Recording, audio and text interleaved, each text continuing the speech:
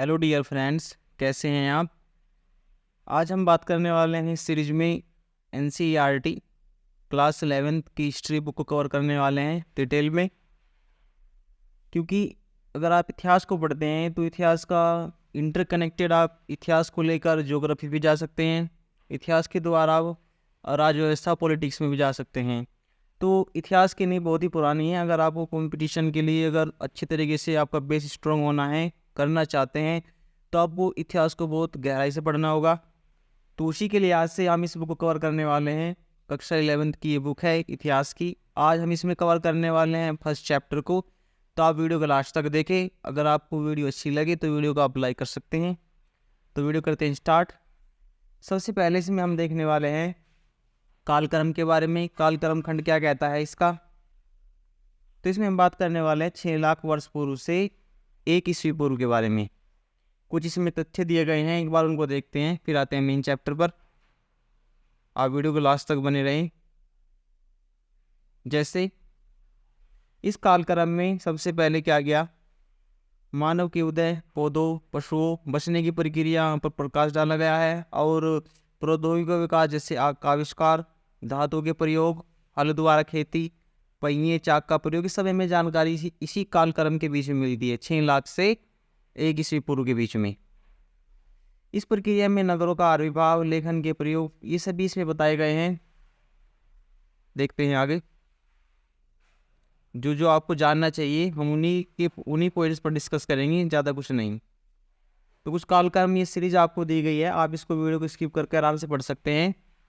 देखें इसमें एक बात, जैसे 6 लाख वर्ष पूर्व से 5 लाख वर्ष पूर्व वर्तमान से अगर इसको इंटरकनेक्ट करके देखें तो ऑस्ट्रोलिथिकस के जीवाश्म वर्तमान से 56 लाख पूर्व अग्नि के प्रयोग के साक्ष्य इसी काल में मिले हैं।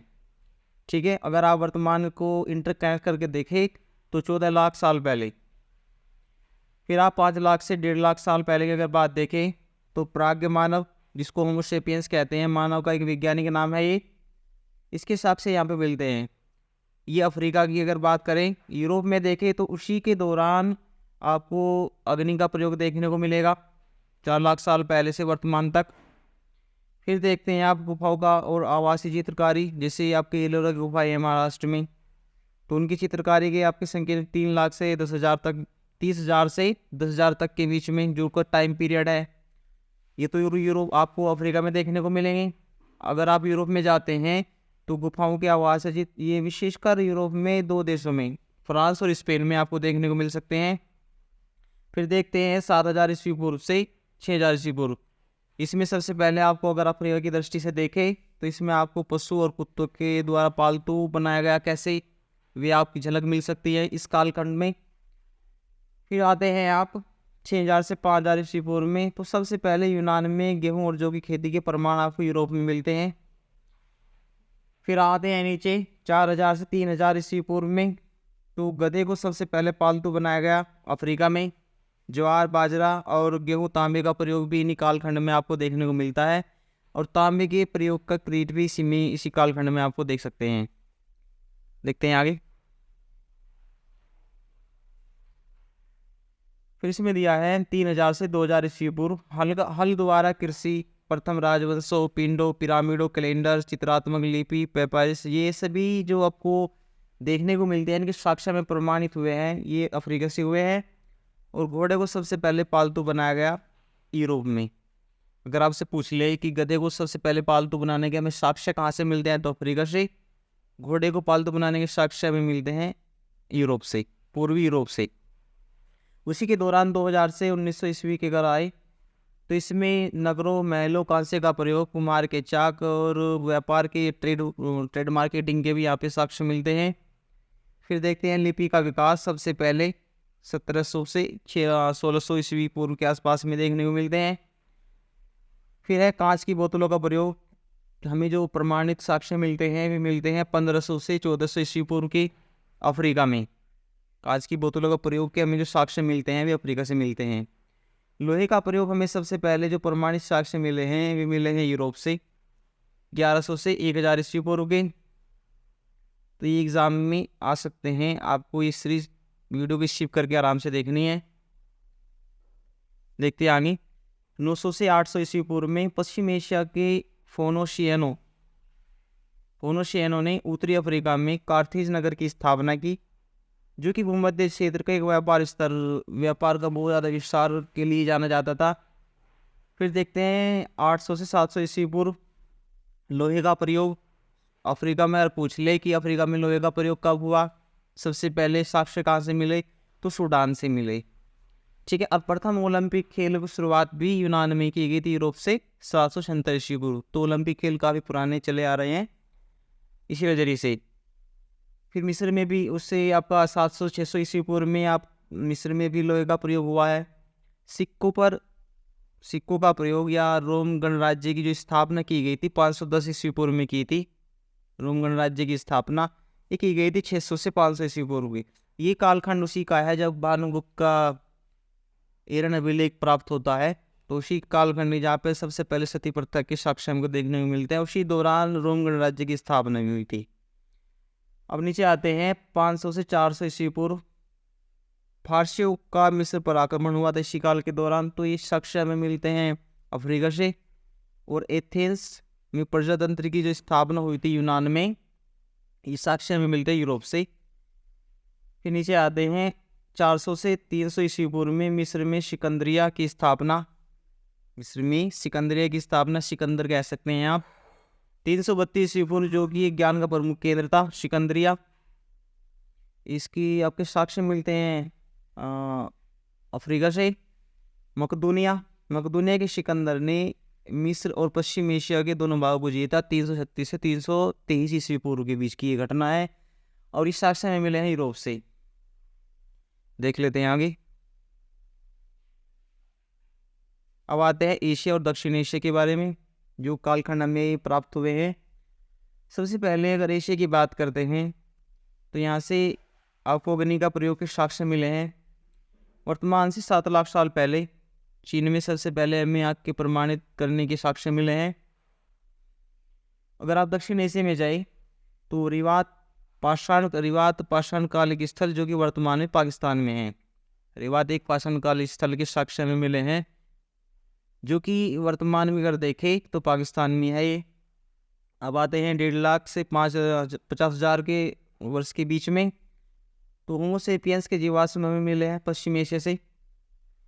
अगर आप नीचे आए तो कुत्ते को सबसे पहले पाला गया एशिया में, जैसे भी बात की है। गधे को पाला गया अफ्रीका में सबसे पहले, उसके प्रमाणित मिलते हैं। घोड़े को यूरोप में, और कुत्ते को सबसे पहले पाला गया एशिया में, जो कि पश्चिम एशिया के प्रमाणित हमें देते हैं 30,000 से 10,000 साल पहले। अब आते हैं भीमबेटका की गुफाएं, जो कि मध्य प्रदेश में पाषाणकालीन गुफाएं हैं रायसेन जिले में। इसी में होमो सेपियंस के जीवाश्म और ये पूर्व श्रीलंका में स्थित हैं। अब देखते हैं आगे इसमें। फिर 8,000 से 7,000 ईस्वी पूर्व भेड़ बकरियों को पालने की जो साक्ष्य हमें मिले हैं वो 8,000 से 7,000 ईस्वी के पूर्व के हमें मिले हैं। इसमें गेहूं और जौ की खेती के जो साक्ष्य मिले हैं वो भी पश्चिम एशिया से मिले हैं। इसी के दौरान कृषि खेती की जाती थी और भेड़ बकरियों को इसमें पाला गया। फिर 7,000 से 6,000 ईस्वी पूर्व सुअर और पशुओं को पालने के हमें साक्ष्य प्रमाणित हुए हैं पश्चिम और पूर्वी एशिया से। और अगर आप दक्षिण एशिया में जाएं तो सबसे पहले बलूचिस्तान, जो कि एक राज्य है, ठीक है। बलूचिस्तान पाकिस्तान के और ईरान के बीच में एक राज्य पड़ता है ये बलूचिस्तान वाला एरिया। तो इसी में आपकी कृषि बस्तियों की शुरुआत में मिली है। फिर एक कुक्कुट पालन, बाजरा, ज्वार, अरबी, ये सभी खेती पूर्वी एशिया के प्रमाणित हमें मिले हैं 6,000 से 5,000 ईस्वी पूर्व। अगर आप नीचे आएँ तो 5,000 से 4,000 ईस्वी पूर्व कपास की खेती, जो कि दक्षिण एशिया का एक प्रमाणित है। और तांबे का प्रयोग पश्चिम एशिया से। कपास की खेती अगर हमें प्रमाण मिले हैं तो दक्षिण एशिया से, और तांबे के हमें प्रमाण मिले हैं पश्चिम एशिया से। देखते हैं आगे। ये पता होना चाहिए, टाइम पीरियड आपको ना पता हो बट ये तो पता होना चाहिए कि किसके प्रमाण हमें कहाँ से मिले हैं। देखते हैं आगे। कुम्हार की चाक का प्रयोग, यातायात के लिए पहिए का प्रयोग 3600 ईस्वी पूर्व, लेखन का प्रयोग 3200 ईस्वी पूर्व, मेसोपोटामिया से सभी मिले हैं ये। और कांसे का प्रयोग भी। तांबे का प्रयोग अगर मिला है तो दक्षिण एशिया से मिले हैं, इसके प्रमाणित हुए हैं। फिर देखते हैं 3,000 से 2,000 ईस्वी पूर्व में हाल कृषि नगर मेसोपोटामिया। सिल्क का प्रयोग इस सिल्क मार्ग भी माना जाता है, सिल्क रूट, तो ये चीन से मिले हैं इसके परमाणु में। घोड़े को पालतू बनाया गया मध्य एशिया से। चावल की खेती दक्षिण पूर्व एशिया से हमें इसके साक्ष्य मिले हैं।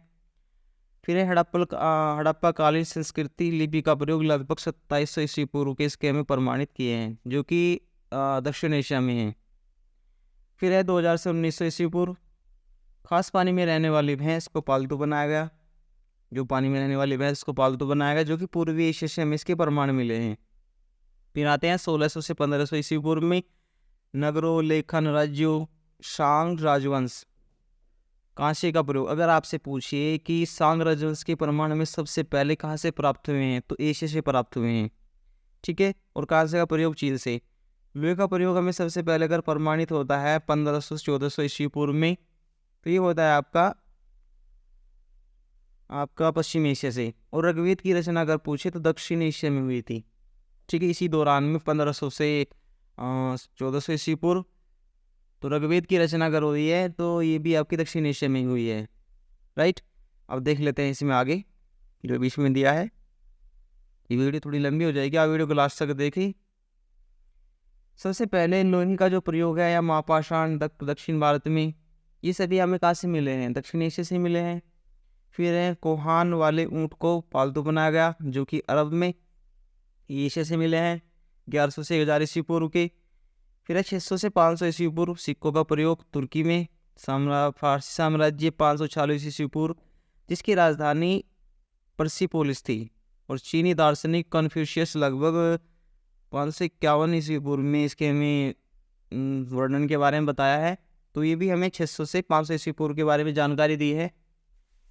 अनेक क्षेत्रों में नगरों राज्यों की स्थापना, पहली बार सिक्कों का प्रयोग और जैन धर्म बौद्ध धर्म की स्थापना अगर हुई तो 600 से 500 ईस्वी की जो रेंज है, तो कालखंड है, उसी में हुई है इनकी, ठीक है। फिर मौर्य साम्राज्य की स्थापना अगर बात करें तो मौर्य साम्राज्य की स्थापना भी दक्षिण एशिया में हुई है 321 ईस्वी पूर्व में।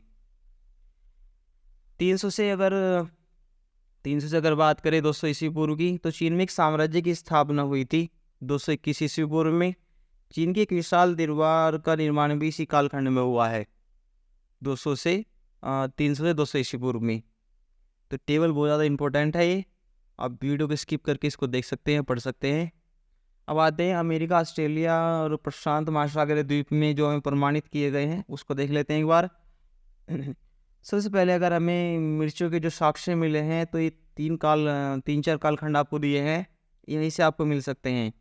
जैसे 6 लाख से 50,000 वर्तमान की दृष्टि से देखें, 50 से 1.5 लाख, और 1.5 लाख से 50,000, 50,000 से 30,000, तो ये सब वर्तमान से इंटरकनेक्टेड करके आपको बताए गए हैं। सिर्फ आपसे पता लगे, ये पता होना चाहिए कि मिर्चों के प्रमाण हमें कहाँ से प्राप्त हुए हैं, तो अमेरिका से, ठीक है। फिर आते हैं प्रागमानव होमोसेमियस जीवाश्म समुद्र यात्रा के जो प्राचीनता हमें संकेत मिलते हैं वर्तमान से 45,000 साल पहले मिलते हैं हमें ऑस्ट्रेलिया या प्रशांत महासागरीय द्वीप से। फिर चित्रकला के जो प्रमाण मिलते हैं वे ऑस्ट्रेलिया से 20,000 साल पहले की देखें। कुम्हड़ा की खेती के जो प्रमाणित हमें मिलते हैं वो अमेरिका से मिलते हैं, क्योंकि अमेरिका में 7,000 से 6,000 वर्ष पहले के हमें प्रमाणित किए गए हैं कि कुम्हड़ा की खेती होती थी अमेरिका में। सेम की खेती के भी हमें प्रमाण अमेरिका से मिले हैं 5,000 से 4,000 वर्ष पहले। और कपास और लौकी की खेती के प्रमाणित भी हमें अमेरिका से मिले हैं 3,000 से 3,000 साल पहले। गिनी पिग टर्की को पालतू बनाया और मक्के की खेती, सभी प्रमाणित हमें किए गए हैं अमेरिका से, जो कि 3,000 से 2,000 ईस्वी पूर्व के माने जाते हैं। फिर आलू, मिर्च, मूंगफली खेती, लामा और एल्पका को पालतू बनाए गए, सभी हमें प्रमाणित किए गए हैं 2000 से 1900 ईस्वी पूर्व में अमेरिका से, ठीक है। मेक्सिको खाड़ी के चारों ओर ओलंपिक लोगों की बस्तियां और प्रारंभिक मंदिर, मूर्तिकला, मूर्ति शिल्प, तो इन प्रमाणित हमें सबसे पहले किए गए हैं अमेरिका से ही 1200 से 1100 ईस्वी पूर्व। पोलिनेशिया माइक्रोनेशिया में बस्तियों के प्रमाण में मिले हैं ऑस्ट्रेलिया से। देखते हैं आगे इसमें। चित्रकला का विकास आपका अमेरिका में भी हुआ है। अब आते हैं मेन चैप्टर पर। सबसे पहले चैप्टर का नाम है लेखन कला और शहरी जीवन। चैप्टर इंपॉर्टेंट है कि लेखन कला और शहरी जीवन। जो भी इसके कालखंड में आपको दिया गया है, तो इम्पोर्टेंट होने वाली है क्लास, तो वीडियो को लास्ट तक बने रहिए। सबसे पहले से हम देखते हैं शहरी जीवन की शुरुआत जो हुई थी सबसे पहले मेसोपोटामिया में हुई थी। फरात और दजला नदियों के बीच एक प्रदेश माना जाता है। दजला और फरात दो नदियां हैं जिनके बीच एक प्रदेश जो कि आजकल इराक गणराज्य का हिस्सा माना जाता है। दजला और फरात नदियों के बीच एक प्रदेश या क्षेत्र जो कि आजकल इराक गणराज्य का हिस्सा है। तो मेसोपोटामिया की सभ्यता की संपन्नता, शहरी जीवन, विशाल और समृद्ध साहित्य, गणित, खगोल विद्या के लिए प्रसिद्ध है, जो कि इराक क्षेत्र में ही पड़ता है। ये मेसोपोटामिया की लेखन प्रणाली, उनका साहित्य भूमध्य सागरीय क्षेत्रों, उत्तर सीरिया तथा तुर्की में 2000 ईस्वी पूर्व के बाद फैला, जिसके फलस्वरूप समस्त क्षेत्र के राज्यों के बीच आपस में, यहाँ तक कि मिस्र के पुराव और मेसोपोटामिया की भाषा लिखी जाने लगी। तो इसी के द्वारा इसका विकास हुआ। जैसे यहाँ तक कि जो मिस्र के फराव है और के साथ ही मेसोपोटामिया की भाषा लिपि लिखा पढ़ी होने लगी, जिससे कि शहरी जीवन को और विकसित की नज़रिए से देखा गया। देखते हैं इसमें अभिलिखित इतिहास में आरंभिक काल में इस प्रदेश को मुख्यतः शहरीकृत दक्षिणी भाग को दिया गया है, जैसे सुमेरियन सभ्यता, अक्कड़ कहा जाता है। इस सभ्यता को जो शहरीकृत विकास हुआ है इसमें, तो उसी के लिए अगर आप देखें तो सुमेरिया सभ्यता बोलते हैं, अक्कड़ भी कहा जाता है इसी को। 2000 साल पहले बेबीलोन में एक महत्वपूर्ण शहर बन गया था, ठीक है। तब दक्षिण क्षेत्र को बेबीलोनिया कहा जाने लगा। लगभग 1100 साल पहले, 1100 ईस्वी पूर्व, जब अरिशियाओं ने उत्तर में अपना एक राज्य स्थापित कर लिया, तो उस क्षेत्र को अरिशिया कहा जाने लगा। इस प्रदेश में ज्ञात भाषा सुमेरिया यानी सुमेरी थी। यह आपको पता होना चाहिए कि भाषा क्या थी वहाँ की, सुमेरियन। देख लेते हैं आगे। इसमें दिया गया है कि धीरे धीरे 2400 ईस्वी पूर्व के आसपास जब अक्कड़ी भाषा के लोग यहाँ आ गए, तो अक्कड़ी भाषा सुमेर भाषा का स्थान ले लिया गया। जैसे अक्कड़ी भाषा के लोग इधर प्रस्थान कर गए, तो ये सुमेरिया भाषा के लोग जो भाषा थी वो परिवर्तित हो गई, बदल गई अक्कड़ भाषा में, ठीक है। इसमें लिखा भी गया है अक्कदी भाषा सिकंदर के समय 336 से 323 ईस्वी पूर्व कुछ क्षेत्रीय परिवर्तनों के साथ फलती फूलती रही, क्योंकि सिकंदर का काल भी इतिहास में 194 अक्षरों में लिखा जाता है। तो उसी नज़रिए से ये भाषा आपको पता होनी चाहिए कि सिकंदरी काल में अक्कदी भाषा का भी एक जोर रहा है कुछ क्षेत्रों में। 1400 ईस्वी पूर्व से आरामाइक भाषा रही है, का भी इसमें प्रवेश हुआ। यह भाषा हिब्रू से मिलती जुलती है। जो आरामाइक भाषा है वो मिलती है हिब्रू से मिलती जुलती, और 1000 साल पहले के बाद, 1000 ईस्वी पूर्व के बाद व्यापक रूप से बोली जाने वाली लगी। और आज इसमें कुछ इसके प्रमाण में इराक के कुछ भागों में देखने को मिलते हैं। जो अरामाइक भाषा है, जो कि आपकी हिब्रू से मिलती जुलती है, इसके प्रमाण आज भी अगर आप देखें तो इराक के कुछ क्षेत्रों में देखने को मिल सकते हैं। एक बार इस टेबल को देखें, इसमें क्या कहने की कोशिश की गई है। मेसोपोटामिया का नाम यूनानी भाषा के दो शब्दों से लिया गया है। एक तो मेसोस यानी मध्य, पोटोमिस मतलब नदी से मिलकर बना हुआ, इसलिए मेसोपोटामिया शब्द दजला फरात नदियों से एक मिलकर बना हुआ है, जो उपजाऊ धरती थी, उसी को लेकर ये इसमें चर्चा की गई है। देख लेते हैं इसमें आगे। मेसोपोटामिया में पुरातात्विक खोजों की शुरुआत सबसे पहले, अगर पुरातात्विक खोजों की शुरुआत देखें तो सबसे पहले 1840 के दशक में हुई थी। वहाँ दो स्थलों उरुक और मारी, जिन पर आगे चर्चा हम करेंगे, इसमें उत्खनन कार्य कई दशकों तक चलते रहे। भारत में किसी भी स्थल पर इतने लंबे अरसे तक खुदाई की परियोजना नहीं चली जितनी यहाँ पर चली, उरु और मारी। इन खुदाइयों के फलस्वरूप आज हम इतिहास के स्रोतों के रूप में सैकड़ों संख्या में इमारतों, मूर्तियों, आभूषणों, कब्रों और औजारों, मुद्राओं ही नहीं बल्कि हजारों की संख्या में लिखित दस्तावेजों का भी अध्ययन हम कर सकते हैं। इतने प्रमाण यहाँ से हमें मिल चुके हैं।